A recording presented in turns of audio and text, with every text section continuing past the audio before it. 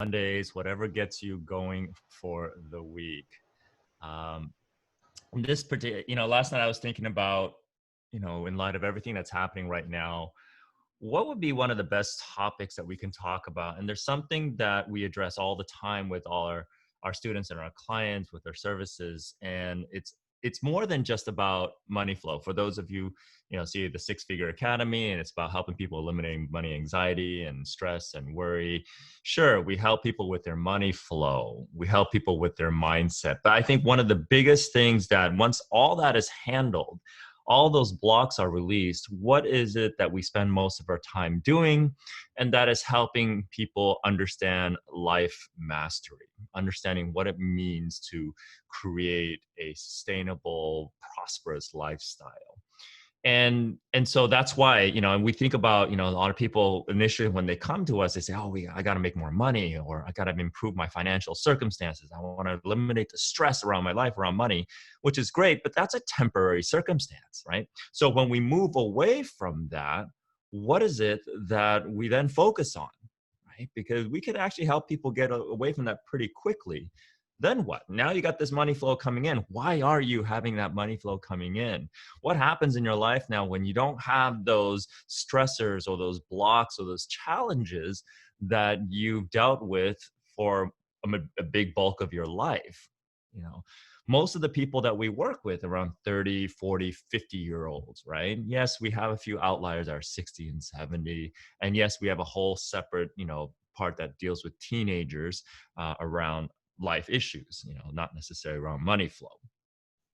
And so today I want to talk a little bit about how we help people to live an empowered life. More importantly, how do we help you live an empowered life? Now, before I define what empowered life is, let's talk a little bit about why you would want to live an empowered life. More often than not, it's kind of like what we talked about last week. It's about life mastery. It's about mastering life. It's about mastering your circumstances. And so an empowered life is a growing life. It's a life that is constantly evolving in the direction that you want to go. Okay. Again, we're talking about life mastery. It's often about an empowered life is more about, when you're finally moving towards the life that you want. See, most of us, we grow up being fed and sold a bill of goods on what a successful life should be, what a happy life should be. I still remember my father growing up. A lot of times he would justify getting good grades, getting a good job, so that I can be happy. Okay. In other words, in order for me to achieve happiness, there was a certain set of circumstances I needed to achieve, right? In order to accomplish, in order to be happy. I couldn't just be happy for the sake of being happy. It was a goal, right? It was a direction. It was someplace I needed to go, or things I needed to do in order to be happy. Which then, what he didn't realize, the unconscious implication that if I did not do those things, then I couldn't be happy. What is life mastery is basically, having not just a financially prosperous lifestyle, but be financially prosperous and happy at the same time. And so though we can help people unlock their unique money-making code, how they're uniquely designed to make money in this lifetime, more importantly, we want to understand what our unique code of happiness is. And so this week, we want to talk about what it's going to take, and in fact, give you a few things to start to examine so that you can start this week to live that empowered lifestyle. Okay, empower meaning you have the power, you have the mastery for all of your circumstances, be it financial, relational, and health and fitness. Okay. So that's why we want to do that, so that empowered life, so you start moving towards that direction. Now, what that's going to take is for you to dedicate some time to actually define what is the life that you want, to break away from the definitions that you have bought into since day one, since the day you were born, on what it meant to be successful. What does it mean to be happy? And the sad thing is a lot of us grow up under someone else's definition of happiness, someone else's definition of success. And part of the work when one does personal development, personal growth, business development, business growth, one of the first things you'll know you're working with a good coach, consultant, mentor, or guide in this lifetime when they sit down and say, well, what is your definition? How would you uniquely define your path to success, your path of happiness? What your life looks like when everything is exactly what it is. And so, in this moment, okay, so remember, if you have any questions, go ahead and post it in the Q&A window. But I like to ask you, how many, put a 1 for yes and a 2 for not yet. And I say not yet because it's not a definitive no. But how many of you have, up to this point, have ever taken time to really sit down and ask yourself that question, self, how do I define success? How do I define happiness? Okay. If you've done that before, great, put a 1 down. If you haven't done that yet, okay, I wouldn't say you haven't done, but if you haven't done that yet, put a 2. Okay. And that's okay. And whether it's 1 or 2, it is totally okay. Okay. The reason why is it's easier to be a 2 because, there are so many different belief systems and unconscious programs that have us thinking that if we defy our parents, if we defy society, if we defy culture, we could fail, because the implications of not doing what we're told is that we will fail. And that has been further instilled in us with our academic system, with the grading system, with how it's shamed that if you have a bad score, it's a big red F for fail.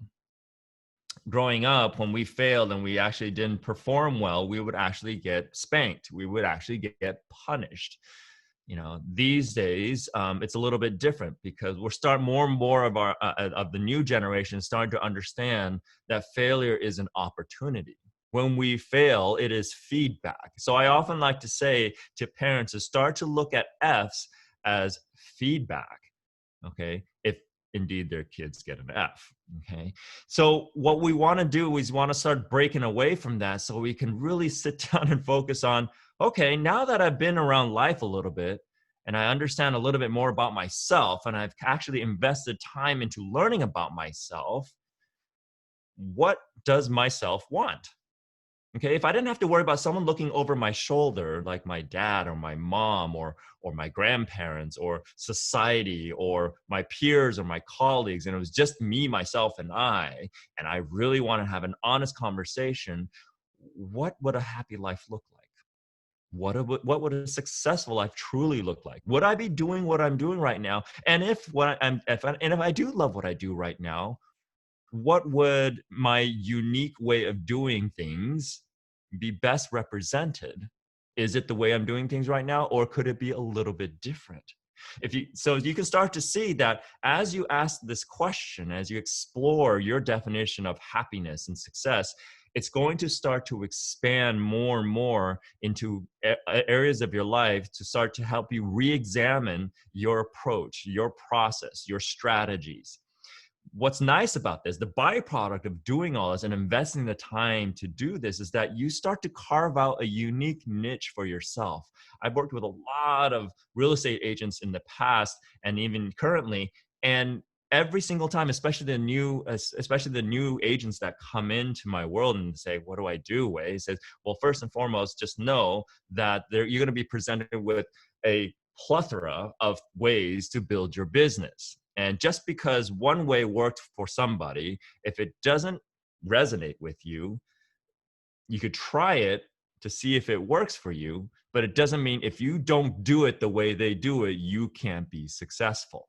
And that's a big shackle to break away from, because as soon as you break away from that, it opens up the canvas for a whole new painting that you yourself can create for your own life. Okay.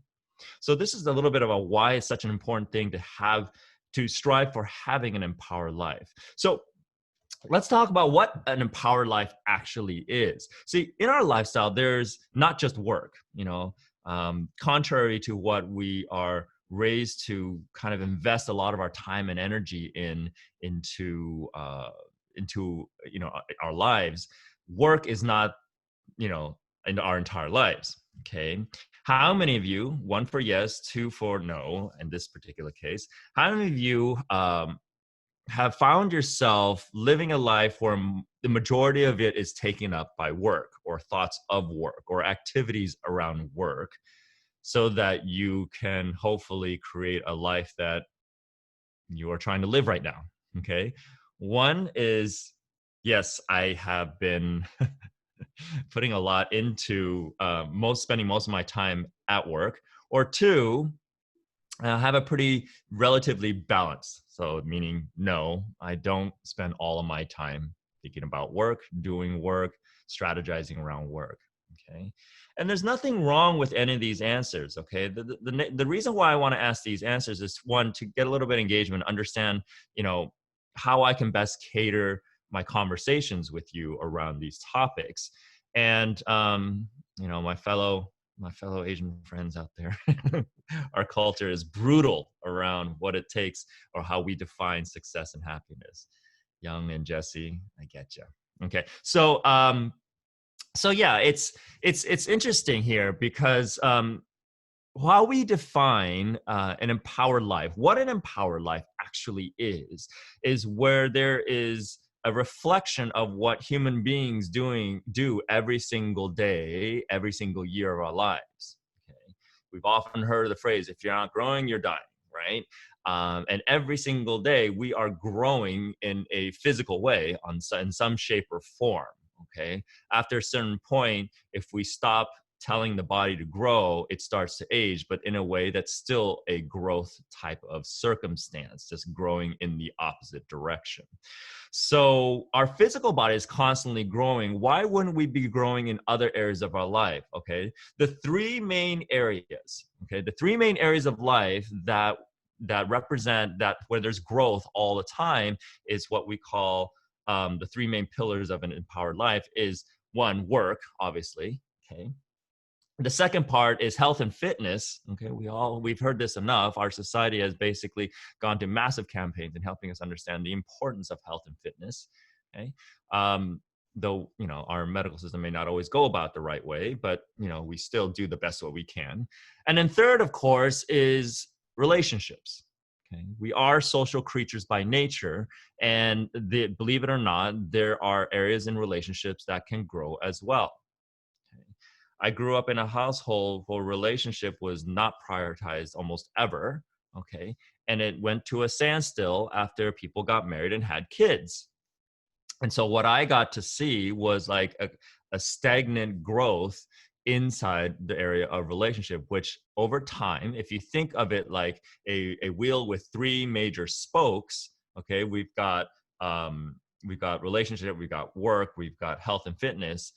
When a particular spoke is not taken care of and it atrophies, I have a bike here and I live by the beach, and oftentimes if I don't take care of it, the rust just attacks it like nothing else, attacks all the spokes, and I have to polish it down to keep the rust from accumulating. But let's say that I polish I have a three spoke wheel, which I don't have, but let's say if I do, then I say that it's akin to saying polishing two of the spokes to keep the rust from hitting it and completely ignoring maintenance on the third spoke. And as time goes on, the rust takes over that spoke. And then you think of it and you wonder why the wheel starts to break. Okay. An empowered life is about having growth in all areas of life. Now, there are other spokes too, but those are the three main ones. Other spokes would include personal development, spirituality, fun, vacation. There's like an infinite amount of spokes that one can create depending on what's important to you. You could also separate distinction relationship between friends and in family and all those different things. And so eventually you have this very robust multi-spoked wheel of life. And then you'll find that as you do more of that, you'll realize work becomes less and less and less, making money becomes less and less, and it becomes just another spoke, another part of your entire life. Okay, so that's what it means to have an empowered life. It's where you are realizing growth, consistent growth in all areas of life. So let's talk a little bit about How does one then achieve an empowered lifestyle? Okay. So what we then do is we first and foremost examine, okay, and this is where you want to probably take some notes, is that if you have yet to do this, for those that did twos and stuff like that to the first question, I highly encourage you to do this week, because now with everything transitioning, we're getting back to the new normal, but what it means to be a real estate agent, or anybody who's in the world of real estate right now, in any aspect of real estate. It'd be a good time, actually, if you haven't already done so during these times, being, stay at home and whatnot, is to take an introspective approach on what your own unique definitions are when it comes to happiness and success. Okay. I encourage not to incorporate money per se until you define what happiness is for you. Okay. How does one define happiness? Okay. The more you want to define happiness independent of money, because money is just one aspect of the entire scope of life. Okay.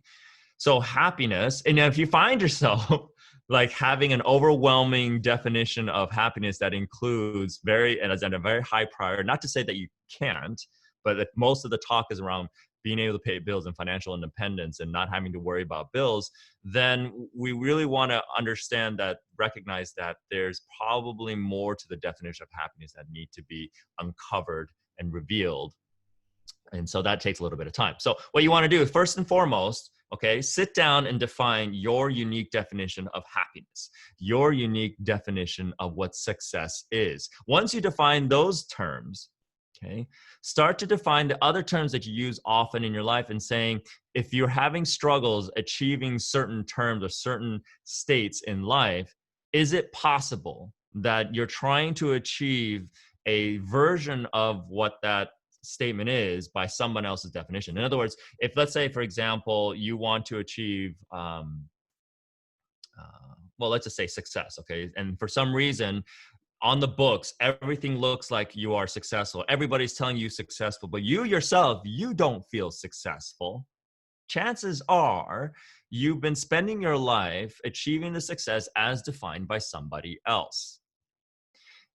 Another feedback is, like, if you're defining happiness one way and define success one way, and you open up the dictionary, the Webster's dictionary, and it seems very similar to what Webster's defines it as, okay, you bought into hook, line, and sinker what society and culture and humankind wants you to define success and happiness as.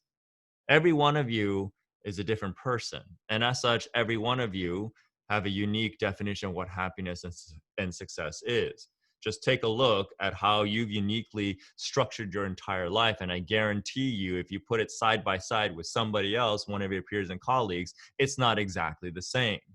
Just the sheer way of just the way you've decorated your house is probably not going to be the same as the person next to you. Okay. And the reason being, because everything that you see outside of you right now in this moment is a reflection of something that was first created as a thought or emotion inside of you. Everything that we see outside of us is an end result of what once emanated from inside our mind. Where you live, how you structure your life, what the clothes that you wear, why you chose to buy those articles of clothing versus somebody else. Okay. So you want to define what happiness is uniquely to you. You want to define what success means to you. Okay. Then you want to start with the 3 pillars. And as you think of more areas of life, you can add that on. But start with at least the area of career, work, money, the area of health and fitness, and the area of relationship. And you probably want to create a 3-column, or maybe use 3 separate pages, which is what I encourage on a journal, or if you don't feel like journaling, you can type it out. Highly encourage journaling, because of, it's the magic of being able to translate this into your hand, into a writing instrument. Energetically, it is so much more powerful. But what you want to start doing is identifying whether or not you have an active goal in each category of those 3 major pillars of life. You'd be surprised how many people have massively active goals in the area of work. They have maybe a fraction of that in health and fitness, if at all, and almost nothing in the area of relationships. Okay. In order for you to start to work on creating an empowered lifestyle so that you can master the life that you're currently living, it is important to recognize that one needs to have active goals in all areas of life that are constantly being worked on all the time. Now, this may sound exhausting, but it's more so the work that your unconscious mind does. So, in other words, what you're doing is you're going to be setting a goal that gives your unconscious mind a direction so that you don't have to be constantly thinking about it all the time. See, remember, goal setting is something that only the conscious mind does. We set the goal. Goal getting, okay, is not something the conscious mind does. It's actually the job of the unconscious mind. We've been trained so much to will ourselves to persevere and to overtask the conscious mind, which only processes at a rate of 7 million bits per second, versus the unconscious part of our mind, which actually processes at 10 times as much at 70 million bits per second. So the powerhouse is often underutilized. It becomes lazy because we think we're supposed to use and consciously strategize and work on consciously getting to our goal. But when in fact, the conscious mind is only meant to set the goal. Then, because our job to set the goal is to be as clear as possible so the unconscious mind knows to step in to get the goal, that's how you're able to create active goals in all areas of life and not burn yourself out, because it's just all about setting it, not necessarily forgetting it. The conscious mind might forget it, but the unconscious mind then steps in to take over. So it's important. So how you're going to do this is you basically take those three areas of life and start to list out all the active goals, not the goals you've already achieved, not the goals you're not taking any action towards whatsoever, but the goals that you're actually actively working towards. Okay. If you don't know what your goals, for example, around relationships are, then it might be good for you to go on a date with your significant other, for those of you who are married or in a relationship, or maybe start to have that conversation with yourself that, what kind of relationship goals do you want to have? It doesn't have to be a personal relationship. It could be work relationships. It could be relationship with friends. It could be relationship with family members. Those are all under the guise of relationships. And if you don't have an active goal in there, then chances are it's going to start to impact the other areas of your life. And the reason why this is insidious, because we don't realize that. We're not taught that, hey, if your relationships suck in your life, you're probably going to mess up your career. If your relationships suck in your life, it's probably going to impact your health and fitness as well, because your mental state of mind and your emotional state of mind may be a little bit, have some shortcomings, which will then impact your motivations, your ability to kind of get yourself going.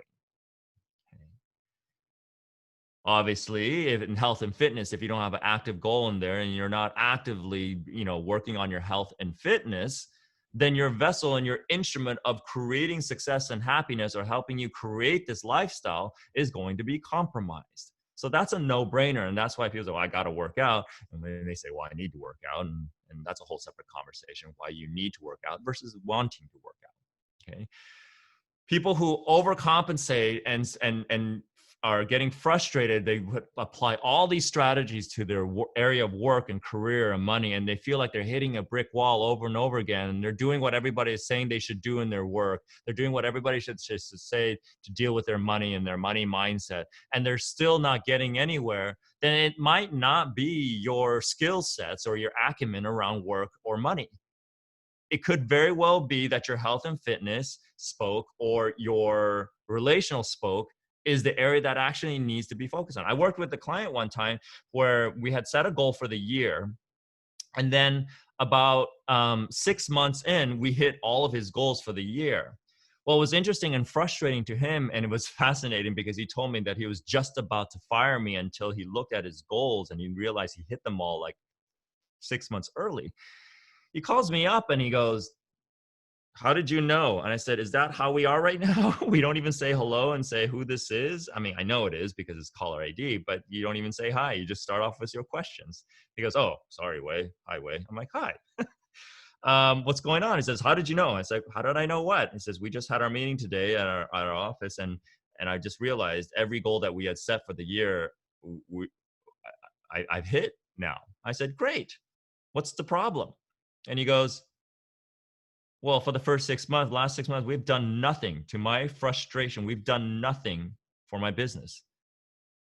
I said, okay, how's that a problem? He says, well, I was about to fire you. That's the problem. I almost fired you. I was like going, okay, why?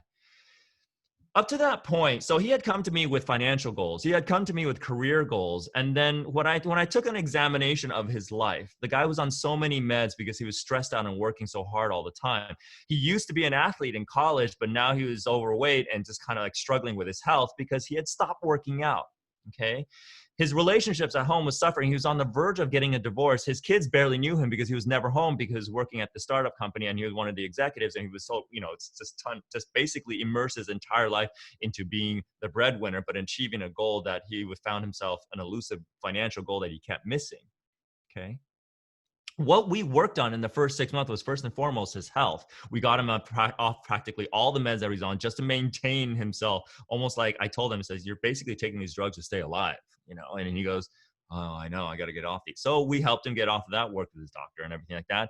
We started making sure that he dedicated more time at home to repair his relationship so that now when he goes home. So I asked him, I said, well, he says, I don't even understand how this all worked. And he goes, asked him, I said, well, let me ask you this. How's your relationship at home with your wife? He says, oh, we're no longer getting divorced. I'm like, great, congratulations. He says, yeah, in fact, we're going on a vacation, I think in a couple months, just me and her. I was like, wow, that's fantastic. She goes, yeah, she's really excited. Great. How are your kids? He goes, oh my God, wait, the other day I went home and they said, Daddy's home for the very first time ever. Ever since they learned how to talk, I have never experienced them actually running to me when I got home at night. He says, well, yeah, because now you're getting home before they're in bed. He goes, oh yeah, that's right.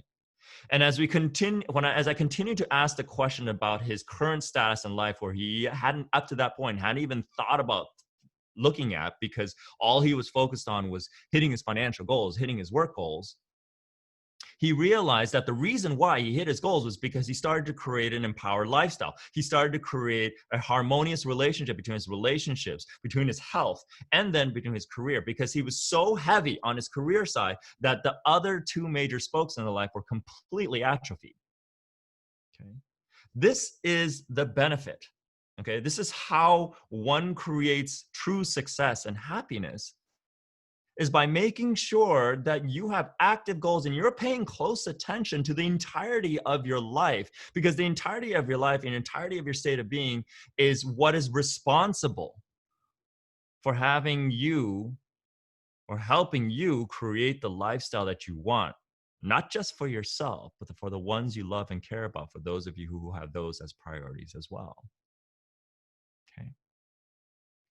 So hopefully you found this to be helpful, and I highly encourage you that this week that you do those things and even if you've done it before, it's always good to revisit it. I redefine my definition of success and happiness on a yearly basis, sometimes more than once if something quick shift happens. I've definitely done that again during these interesting times where we've been kind of forced to stay at home and be introspective on a daily basis. So define, if at the very least, redefine or update your definition of success and happiness. Then sit down with all three areas of life and identify all the active goals that you have and how you can incorporate more active goals, set the goals so that you can actually create a more harmonious wheel, so to speak, of life. Okay, a lot of people who have done this type of work, personal development, personal growth, have heard about the wheel of life, and this is why it's so important to do that, to kind of pay attention to that. Okay. So, with that being said, are there any questions about anything that I talked about today in terms of how to live an empowered life? Remember, put it in the Q&A if you have any questions. Any questions at all about setting goals, getting goals, the exercise about defining, or maybe you've already started doing that and you're having a little bit of struggle as to how to define that, or what your definitions are, or if you're stuck. Have anybody done those things? Yes, no, going once, going twice.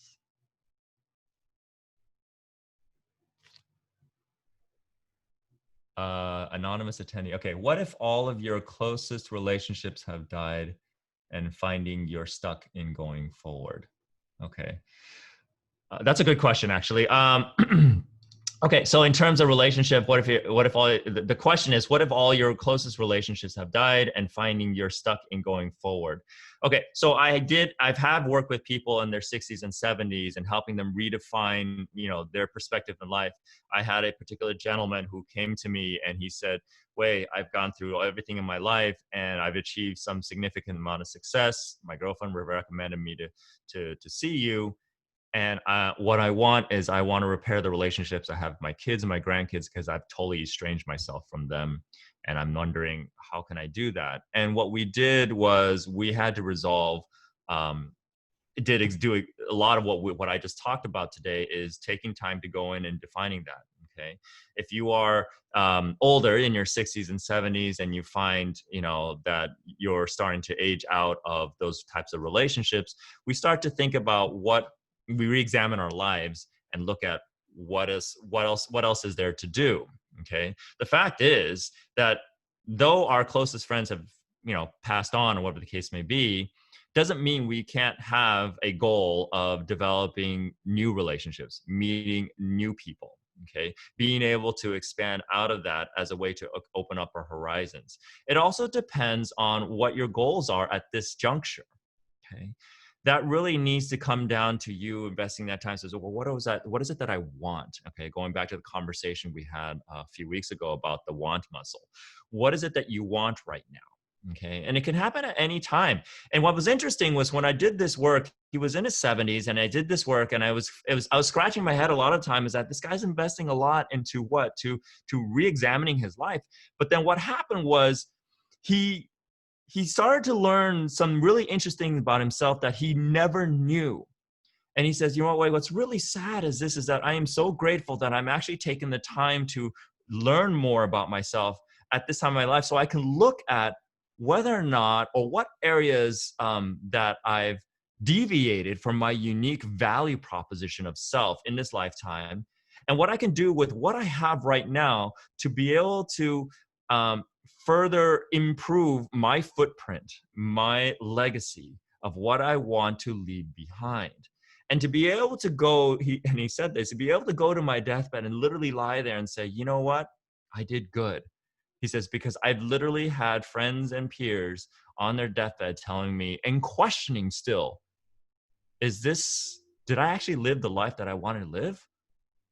And they were literally questioning that on their deathbed. And he goes, that's the saddest thing for me to think about. And I'm so glad that I'm actually going back and reinvesting in myself and really looking at this stage of my life, you know, what have I truly achieved? What have I become? What have I done? What can I still do? And what is going to be my legacy, my footprint, that I can take everything that I have right now and be able to pay it forward or pass it on. And as a result, this was like several years ago. As the result, now I still see pictures of him. He's on vacation.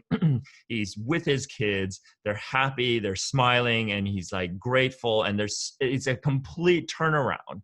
And his girlfriend keeps me updated on a regular basis, and they're still together. He was a serial marriage guy. I mean, got married, divorced so many times in his life. And he said, "This is the one I want to keep." And I said, "Great." And he said, his life is completely different. It's like he was able to start over and live a whole new life altogether. Okay. So if you are finding that your current network is starting to age out and you are wanting something more, then it's often kind of like what we talk about when we help people, is about upgrading your network or moving on to a new network or expanding your network. Okay. What direction you're going with that, however, is going to require you to define very, very clearly and very specifically what is it that you want in your life right now. Okay, what is it that you want? Setting a goal in the area of relationships, setting the goal in the area of health and fitness, and they all have to work in concert to support a common desire and a common want, the kind of life that you want right now. Okay. Living an empowered life requires you to first define the life that you actually want. And then you set active goals in all areas of life to support you, helping you move yourself in that direction of that life. Okay. So hopefully that helps with that question. Jesse goes, what to do if I can't find what I want and can't define my own happiness? Yeah, that was one of my biggest challenges when I started to do this work years ago, which was for myself. It's like, I don't know what makes me happy. I mean, I think I know what makes me laugh, you know? And when one asks that question, it often is a reflection of an atrophied want muscle. You know, if Jesse, if you had been on one of our previous trainings, when we talk about what happens when we have atrophied want muscle, like a muscle to want things, to desire things, that happened at a very young age. Okay, everybody has some level of atrophy on their want muscle because, you know, due to the necessity of parental guidance to say yes and no, to define what no is, to define yes. Oftentimes, our culture and our society pushes parents to say no a little bit too much, so that we shut down the want muscle at a very early age. So if you can't find what you want, can't define your own happiness, okay, from a life standpoint, we want to start practicing. It's like going back to the gym for the very first time after many years of not working out. You can't jump on a massive bench press machine and throw on a whole bunch of weights that you want to eventually get to, but you want to do it right now because you're going to hurt yourself. Okay, it's going to be really hard. In fact, you may not even be able to lift the weight to be able to do even one rep. So if you can't find what you want, can't define what your own happiness, start with something small. Okay. I've had to do this work with teenager kids where they don't know what they want, and the parents' frustration is they say, "What do you want?" It's like, I don't know what I want. It says, "What do you want? What do you want in life?" It's like, oh, that's a big question. What do you want in life? You don't ask kids that. You ask them what they want right now, so you can start to exercise that again. And the same thing happens with us. I had a client, he didn't know what he wanted either. He didn't know what he wanted. He had trouble defining his own happiness. I said, well, what would you want right now? He goes, what do you mean? I said, what do you feel like right now? You know, do you feel like eating something? Do you feel like, he goes, you know, for some reason, I feel like chewing a Bubblicious gum. I was like, really? Do they even have that anymore? He goes, I don't know. I says, okay, cool. Well, here's your task. Go to the liquor store down the street right there and see if they have any Bubblicious gum or any alternative, and go get what you want right now. So if any of you are having the same challenge, and I promise some of you probably will, having trouble defining what you want, what you desire, or what your own happiness is, then we start small. Work with something minuscule, right? I do this with myself all the time. I say, what do I really want to eat right now? And not hold back, right? Like if I wanted something that's very unique, if I wanted like a churro or something like that, and it's like, yeah, it's not the best thing for me. But if I really want that, go get it. Right? I walk through Disneyland all the time. I'm an annual pass holder, and every once in a while I'll pass by a kiosk and say, oh, that smells so good. Do you want that? Yes. And I just go get it. Whether or not, you know, the concerns about whether it's good for me or whatever the case may be, sometimes I just want it, take a bite and say, ooh, that was good. I'm done. Okay. But what that is an exercise of strengthening your want and desire muscle. And as time goes on, when you start to choose based on what you want and desire, the little tiny thing, it starts to build up. It's like starting with a 1 pound weight. Now going to 3 pound weight. Now going to 5 pound weight. Now going to 100 pound weight. And you just continue to build on it. That's how you break away from that frustrations. I don't know what I want in my life, and I don't know what my happiness is all about, because I've gotten so good at living to be happy based on someone else's definition. Okay. If you do this, you'll be happy. And then you do it, and you're not happy. And you're wondering what's going on. What's the disparity? Oh, well, I'll just kind of accept it. Okay. So Jesse, that is a very common question. You are not alone in that. And the way to do that is to start small. Start with small wants and desires. And that would be the way to kind of build up on that, so you can start to work on the bigger wants and bigger desires. If you go too big, you're going to frustrate yourself because your want muscle isn't strong enough to be able to kind of justify you shooting for something bigger than just, you know, I want to pick this up right now, or I want to have some tea, you know, I'm thirsty and I want to drink this, you know. Sometimes, you know, you'll find yourself doing this exercise, doing inefficient activities, but, you know, it's temporary.